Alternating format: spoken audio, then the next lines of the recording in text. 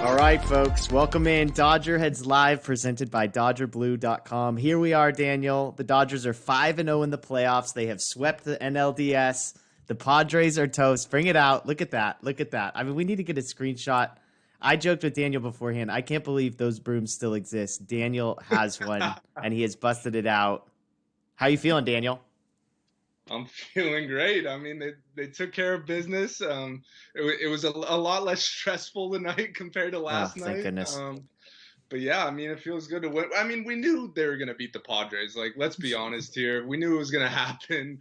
But I mean, just when you actually do it, that makes it just so much sweeter. Yeah, absolutely. Especially in the sweep, too. Yeah, and I mean, when you say we knew this was going to happen, I think I fluctuate between overly optimistic and overly pessimistic. In the playoffs, it's mostly pessimistic, so I can't say with confidence I knew this was going to happen. I mean, even tonight's game, I was like, well, if they lose this one, like it's like we're up by 5. It's like, well, what if they get back into it, and then we go back to game 4, and But yes, the Dodgers take care of business. The last 5 innings were pretty comfortable. The first 3 or 4 innings were a little sketchy. We'll get to that, but the Dodgers have won, and so we appreciate you joining us on DodgerHeads Live, presented by DodgerBlue.com. If you're on Facebook, YouTube, Twitter, Periscope, wherever you're joining us, here's the thing I want to start with.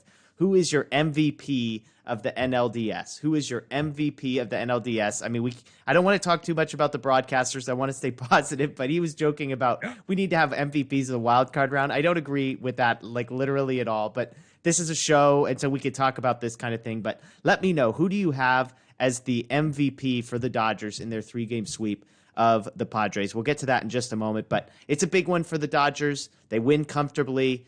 There's really not a whole lot not to like. Obviously, May goes 1 inning. Kolarek was rough in the second, although we could talk, was he unlucky? How that played out. Urias comes in, is absolutely dominant. To think that the Dodgers scored 12 runs without even hitting a home run is mind-blowing. It's actually, I'm going to argue, is the perfect game for the Dodgers in that they got all the right guys going. They got some bullpen arms, some action that needed some action that looked good. And so that's a big thing. But who is the MVP of the series? Let's see. Daniel Morris says Will Smith, which is an interesting one. He didn't have a hit coming into the game until tonight, but he was the best player on the field, it seemed like, tonight. Mookie Betts. I mean, Mookie Betts is an interesting one just because it was consistency. There wasn't like a Mookie Betts moment, maybe the double that he had early in the series. But Will Smith with 5 hits, he gets another vote. Machado, the MVP. I like that one. Machado for MVP. If you were here last night, you know how I feel about that. Let's see, Gratterall for MVP. We've got Mookie for MVP. Daniel Morris says Urias for MVP. We'll get to that in a moment. I think Urias was the MVP of tonight. But who do you have for the MVP of the series? Nobody has said the guy that's probably the most obvious, so go for it, Daniel.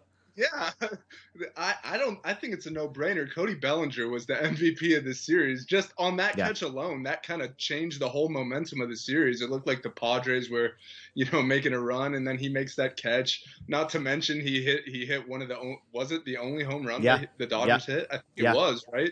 He hit the only home run. He had an OPS of almost 1,200 in the series. So yeah, to me, Cody Bellinger was the MVP of this series. But I mean, it was a team effort. Yeah, and that's what's so fascinating. I mean, even after all these games, it's like aside from Bellinger's catch, there really wasn't a signature moment. There wasn't a big breakthrough of a hit. It was just stringing things together. So that's probably where a guy like Mookie may be a runner-up, because if you look back at his numbers from the series, I'm guessing he's probably maybe got the best numbers sort of in total, but it was kind of like a 2 for 5 here, a 2 for 5 there. It just sort of pieces together. That's just my reaction without really looking at the numbers. Corey Seager, somebody else said he was okay. I mean, there are some guys that are still struggling. Did you look up the numbers there? Yeah, looking at them now. If we're just talking about OPS, Cody had the highest. Will Smith had the second highest. Seager was third, and Mookie was fourth. Okay, so there you go. Yeah, and Will Smith obviously did it all in one game. So that'll be, but I'm with you. I think it has to be Bellinger. The catch alone would have been enough, I think. And he hits the home run as well in game 2, which turned out to be probably the best and biggest game of the season. I'm surprised not to hear you say Joe Kelly there, Daniel. Are you sure you don't want to give the MVP to Joe Kelly for this one? I won't give him the MVP, but I will give him a shout out. He got out of that last night, so we might not be sitting here talking about a sweep without Okay. him. So credit to Joe. Well, a little bit later in the show, we don't have a hat to give away tonight, but we are going to do some headlines. So be thinking about what's the headline for tonight's game. If you were writing a game story, make it funny, make it entertaining, make it. We had a good one last night.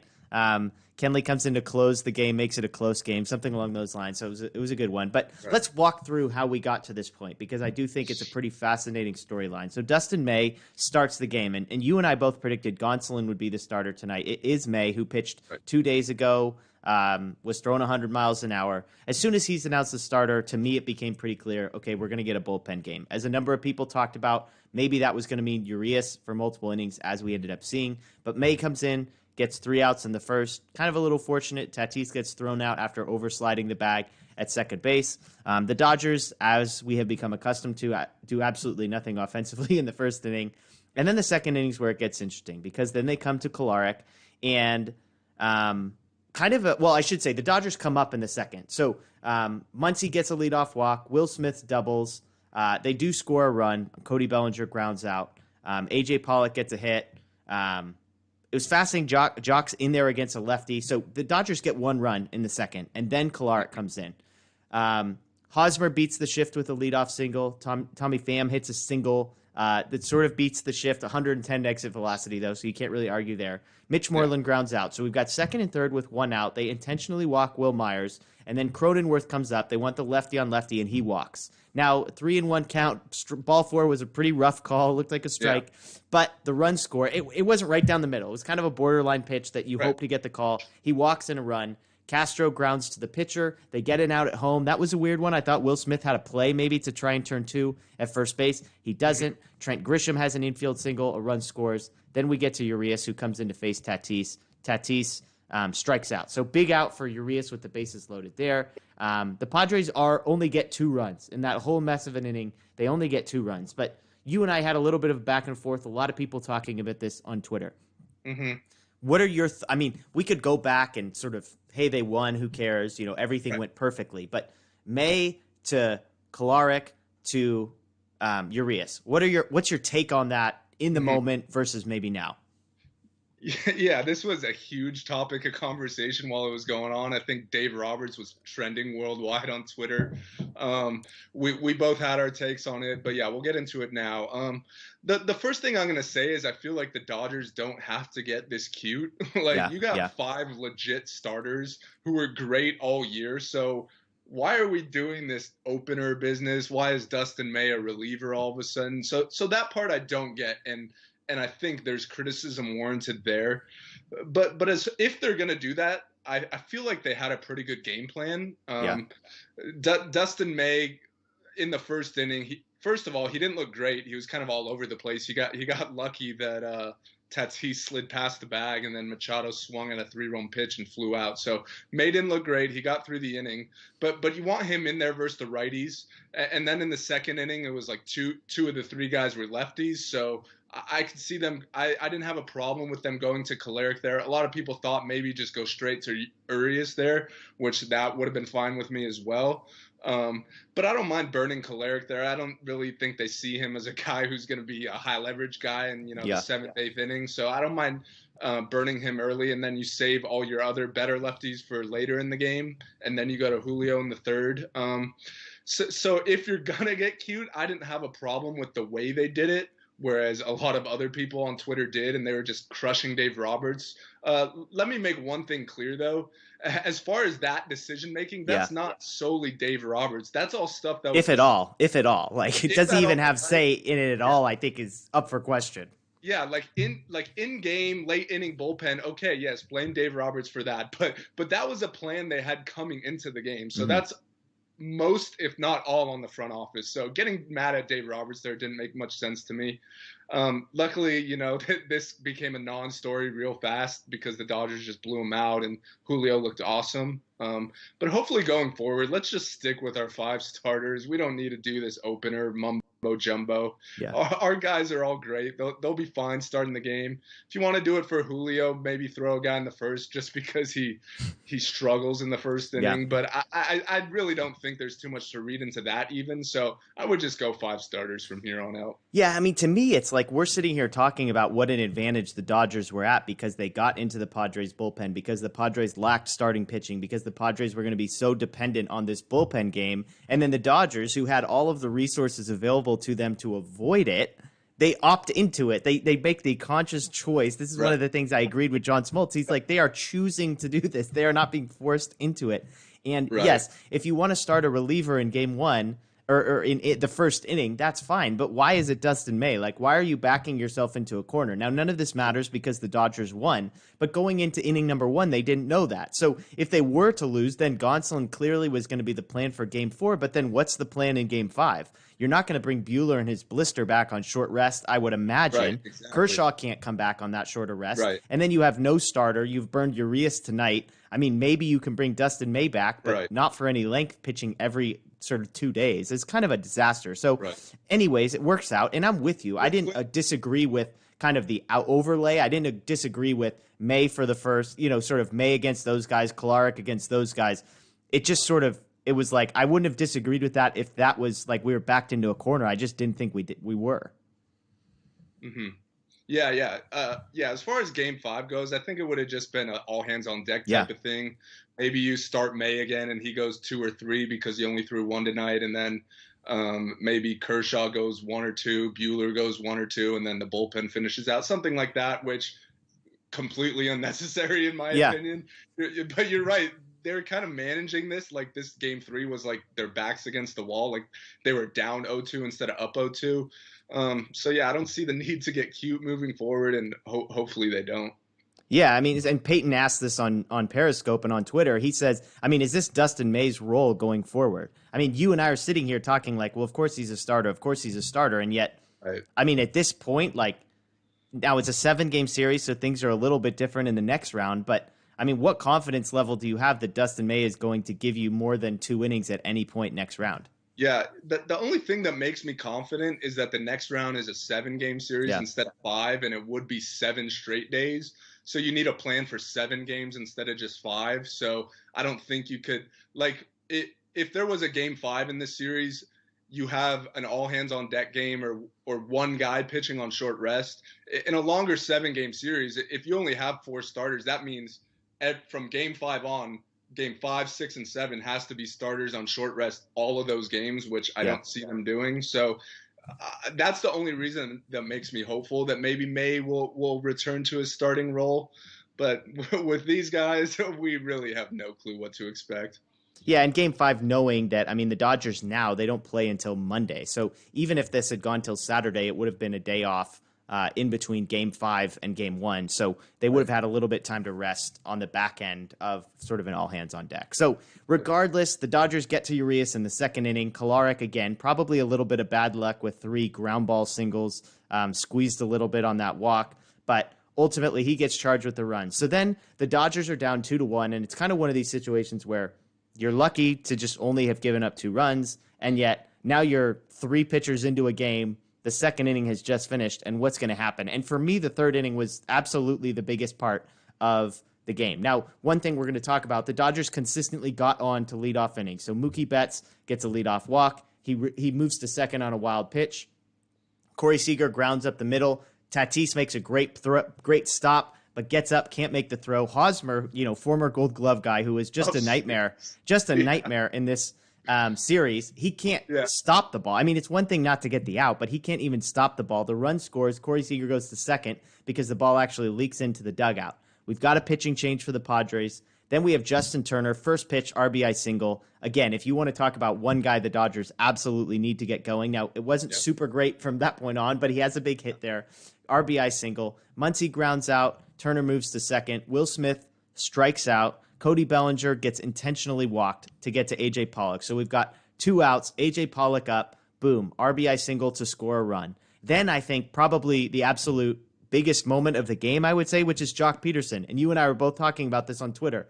They have a right-hander in with Jock Peterson on a mound, a guy who absolutely, unequivocally cannot hit left-handed pitching, as he proved in his first at-bat. They leave the right-hander in, and sure enough, Jock Peterson, who, again, another guy the Dodgers would love to get going, they leave the right-hander in. A.J. Pollock steals second. That's a big play. And boom, Jock, 2-run single, 2-run score. Chris Taylor pops out. And all of a sudden, the Dodgers have strung together 5 runs right on the back of the Padres, A, getting 2 runs, but B, leaving some on the table. And from there, it just felt like the Padres were downhill.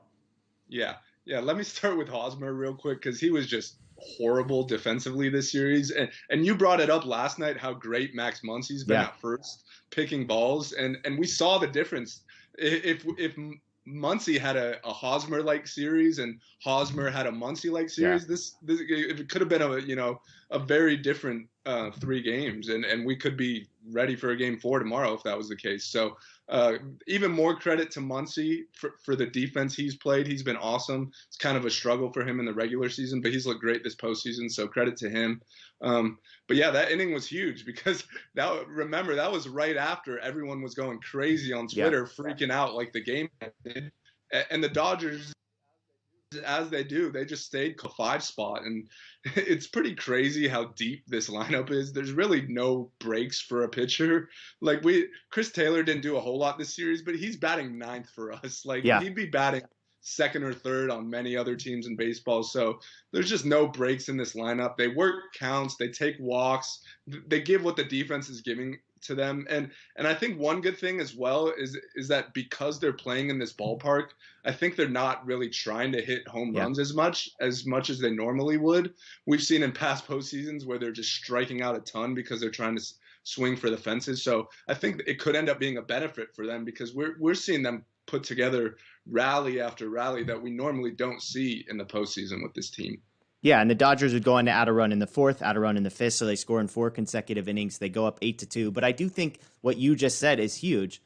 Game 1, the Dodgers kept flying out to the warning track, kept flying out to the warning track, kept flying out to the warning track. And we both said there were jokes about the stadium. The Dodgers end up winning anyways. But it is interesting that the Dodgers are playing in the Texas Rangers Stadium, which is where the next round and the World Series will both be. And I have to believe it's an advantage, maybe less so against the Braves because they're coming from another ballpark that was sort of keeping the home runs in. But when whoever from the American League comes into this stadium, and even the Braves next round, it'll probably take them a game to get acclimated to a completely different approach. Not to mention, is there a team in baseball that is better equipped to play the type of baseball the Dodgers are playing right now, which is contact baseball, putting the ball in play? I mean, John Smoltz kept talking about it to the point where it was frustrating, but I do think there's a point to be made that the Dodgers were able to put the ball in play, were able to move runners over, were able to get string together singles in a way that when you're 1 through 9 is the way the Dodgers is, you can do that. I mean, just look at what happened tonight. Mookie Betts reached base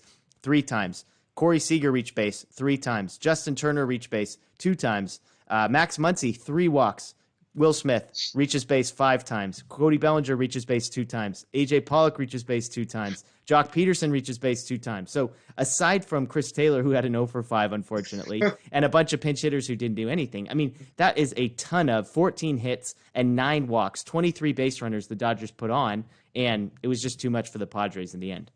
Yeah, that was a great point about as far as having an advantage next round. And we also have to remember this is a brand new stadium, so this is straight up the first time the Braves will ever be playing there. So it might take them a game or 2 to get adjusted, and that's a huge advantage for the Dodgers. Yeah, and so the bats get going, but as I said at the beginning, the MVP of this game was unequivocally Julio Urias. He comes in the big spot in the 2nd with Tatis up and lots of runners on. He gets the strikeout. Easy 1-2-3 in the 4th, easy 1-2-3 in the 3rd, easy 1-2-3 in the 5th. I mean, it was just sort of like he retired the first 10 batters, 10 up, 10 down with 4 strikeouts. He comes out in the 6th, gives up a leadoff single. He gets the error by Pollock. It was interesting to me that they left Urias in the game there. He had been in for a while, a couple balls smoked. And it's his 4th inning, even though it was 3.1, it was sort of like the time that he had been in. But He gets called for a balk. The run comes in. He's got runner on 2nd and 3rd with nobody out. Strikeout, infield pop-up, pop fly to center. No runs. Absolutely unbelievable stuff from Urias. And this is the 2nd time we've seen him do it in the postseason so far. Yeah. Julio's a guy who's been trending way upward for over a month now. We've talked about it pretty much every time he's pitched because he's looked awesome in the second half of the season and Yeah. in the postseason. But he was just in complete control tonight. He was never, nothing ever got to him. Pollock made that error, which was unfortunate. We thought maybe it was going to become a game again, and then Julio makes the error to bring, or the balk, I should say, to bring home a run, and it's like, here we go. And then I think he punched out two guys to end the inning, or punch out in a pop up or something, and got out of it. So he was great. I hope we see him in an actual start next time, not in the third inning with the bases loaded to face Tatis. That was, a crazy spot to come into, but credit to him for that as well. He struck him out on 3 pitches to end the inning. So he was awesome tonight. And I think he's going to be the same moving forward. His stuff has looked great over the last month. Yeah, and I mean, I even forgot he came back out for the 7th. It was like the 6th was sort of like I couldn't believe they left him in. 5 full innings. 5 full innings, 1 hit, 1 walk, 6 strikeouts. 46 of 68 pitches were for strikes. Absolutely fantastic stuff from Urias. They bring in Trinan, which was bizarre to me. Like, you have this entire bullpen, and you bring in a guy who's pitched twice before. Trinan comes in. Tatis doubles off of Turner's glove. Machado lines out to Seager on a ball that was hit pretty hard. So it wasn't Trinan's best moment, although he kind of, he probably got lucky on Seager getting in front of that ball and unlucky on Turner not being able to make the play on the other one. And, from there, Baez comes in the 8th. Baez was fantastic, touching 95 with his stuff. This is a guy that some people thought might be the best arm the Dodgers had 2 or 3 months ago. He's been really rough, but if you want to overreact to a small sample size, I mean, Pedro Baez looked absolutely fantastic. Yep. Rested, throwing 95, the changeup working, 2 strikeouts for him. And then Floro comes in and cleans things up in the 9th. Obviously, the big 9th, Bellinger with the RBI triple, Smith with the 2-run double. Just an absolutely top-to-bottom dominant performance from the Dodgers. And and credit to the Padres. They said on the broadcast, this was a really good season for the Padres. You could say, quote unquote, the Padres are ahead of schedule. They had the second best record in the National League. They just matched up against a team like the Dodgers, who have been there. And I mean, if we're being fair, the Padres lost Clevenger after 1 inning. Their other best pitcher, Dinelson Lamet, did not pitch in this series. So it's not as if, now, Dodgers don't have David Price, so I'm not trying to make excuses, but this wasn't the absolute best version of the Padres, and yet it also wasn't really that close, 3-0, so I'm not sure how much that would have mattered. But this is a series and a rivalry that will exist. The broadcasters kept talking about how bright the Padres' future. You and I have joked, let's not forget about how bright the Dodgers' future is. Yeah. Jeff Passan said Will Smith's an absolute star, and he's probably like the 6th or 7th best player on the Dodgers right now. With better prospects coming up down the line. So there's a lot to like, but I mean, does anything change about the way you think about the Padres after this series? No, not at all. I've been a guy that's been high on the Padres. They had a really nice season. They had a fun season. They got a lot of young talent and even more on the way. But to me, this was never the season for them. And I know their fan base and the national media was trying to prop them up, but they were never close to the level of the Dodgers. We saw it during the regular season. And if this was a 162-game season, I think we would have seen the gap, widen even more. But I'm still high on the Padres moving forward. I do think this division each year is going to get more and more competitive, which is awesome. That's fun as a fan. But let's also not forget the Dodgers are an absolute wagon. They got so much young talent and even more on the way as well. So as far as I'm concerned, this is the Dodgers division for the next however many years they want it to be. The Padres could have fun playing in that wild card game, or maybe it's an expanded postseason and they get a full wild card series. So that'd be a big benefit for them. But, they had a fun season. I'm not going to hate on the Padres. They have a lot of talent moving forward. So I'm looking to see what they do this offseason. I do think they need to add some starting pitching depth because we saw what happened in this series. Yeah. Obviously, their best 2 guys went down, but that's something you kind of have to account for, especially in a full 162-game season. Injuries are going to happen. So you can't just have 2 starters go down and now all of a sudden you're throwing 10 pitchers every single game in the postseason. That's just not a winning formula. So they got some moves to make to catch up to the Dodgers, but We don't need to talk about the Padres anymore. We're on to the next one now. Yeah. Yeah. And I'll also note, again, I'm not trying to make excuses. Their best relief pitcher has also been out this season, Brad Hand, as well. But yeah, I mean, the Dodgers won the. What's that? Kirby Yates, not Kirby Yates. I'm sorry. Kirby Yates, yeah. former Padre, Brad Hand. Kirby Yates. But yes. But yeah, I mean, the Dodgers won the division by 6 games in a 60-game season. So, I mean, you could make the argument, was it going to get more or less over 162? I think we both know. And, as you're saying that, part of that stresses me out because it's like, if the Padres were to somehow clip the Dodgers in the division at some point, then the Dodgers have to go into this dreadful one-game wild card. I hate the idea of a wild card series, but maybe because the Padres are in the division, I'll hate it slightly less.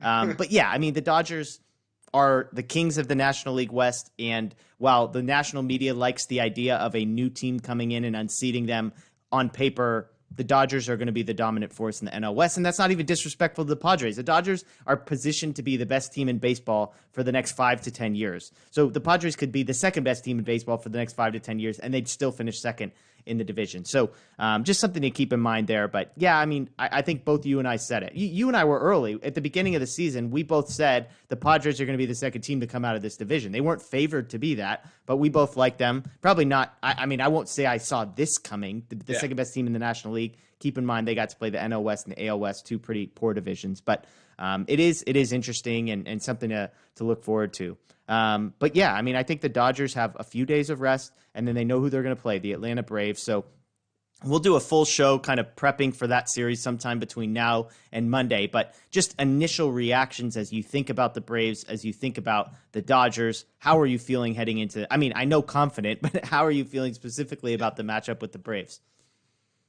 Yeah, I'm feeling confident. The Braves are a really good team. Let's not get that twisted. They've rolled through the playoffs just like the Dodgers have.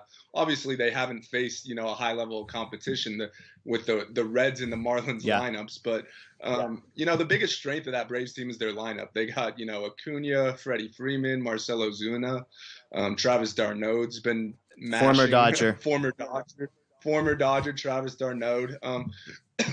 But the biggest surprise has been their starting pitching staff. They've had a few injuries. Soroka went down. Cole Hamels was supposed to help them out. Never really got to pitch this year. But they've had young guys step up, and they've shut out teams in 4 of the 5 games they've played this postseason. So I don't think the series is going to be a cakewalk. Obviously, the Dodgers should and will be heavily favored. But I think it'll be a fun, competitive series. Yeah. Do you like the Braves as more? I mean, obviously they swept the Padres, but on paper, Padres or Braves, who do you think is a better team? I think the Braves are a better team. They just have more experience. They have a few more veteran guys that I like. A guy like Freddie Freeman's been there before, and he's just a calming presence. They also got Nick Markakis, who's been in the league like since I was born, pretty much. So I like them a little more than the Padres, just because they have healthy starting pitchers. They're not going to be throwing 10 guys every game.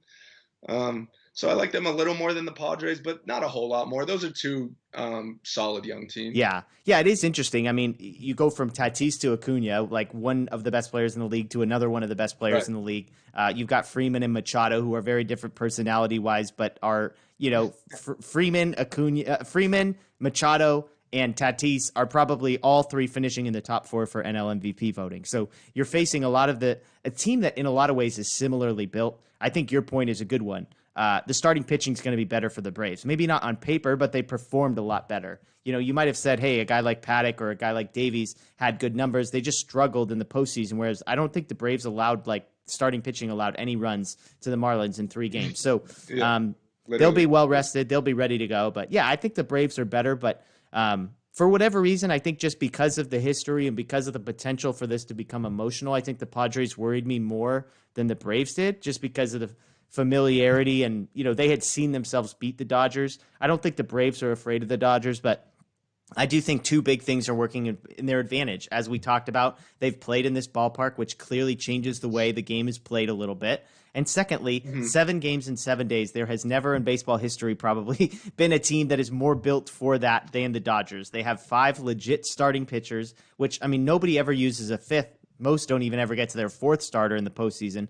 The Dodgers have 5, and they have 9 bullpen arms behind them who are good. I mean, Floro came in. He was literally the last guy added to the bullpen, and he was nasty. Like, his stuff moves all over the place. Yeah. Joe Kelly, who we've talked about, I mean, he's like probably their 8th best relief pitcher. Pedro Baez, probably their 7th best relief pitcher. Kenley Jansen might be their 6th best relief pitcher. I mean, the Dodgers are loaded in the bullpen, and the bats are starting to come around. Justin Turner got a big hit today. A.J. Pollock got a big hit today. Will Smith absolutely sort of regressed towards the mean as far as his exit velocity today. And so I think the 2-game series, the Brewers, the wild card freaked me out because of the small sample size. I think the 5-game series freaked me out because, again, smaller sample size and a team like the Padres that was just like hot and a momentum-esque team.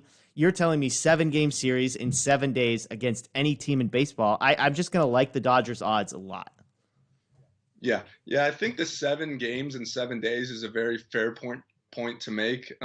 This Braves pitching staff has looked really good, no doubt, but they haven't really been tested yet.